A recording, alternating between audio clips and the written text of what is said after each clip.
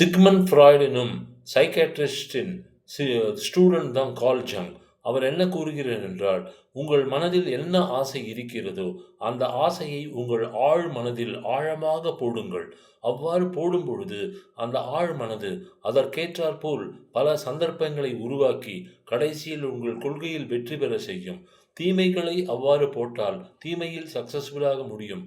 நன்மையை போட்டால் நன்மையில் முடியும். ஆகவே நல்ல கருத்துக்களை, நல்ல எண்ணங்களை உங்களுடைய ஆழ் மனதில் விதையுங்கள். அந்த ஆழ் மனது சிறந்த முறையிலே உங்களுக்கு பாதைகளை உருவாக்கி உங்களுடைய வெற்றிகளுக்கு அடிகோலுமாகும். ஆகையால் தயவு செய்து நல்லதையே எண்ணுங்கள், நல்லதையே செய்யுங்கள், நல்ல குறிக்கோள்களையே அடைய முயலுங்கள். உங்கள் ஆழ் மனதிற்கு மிகுந்த சக்தி உள்ளது. இது உண்மை. இது அறிவுபூர்வமாக நிரூபிக்கப்பட்டது. எனவே தயவு செய்து நல்ல எண்ணங்களை உங்கள் ஆழ் மனதில் விதையுங்கள்.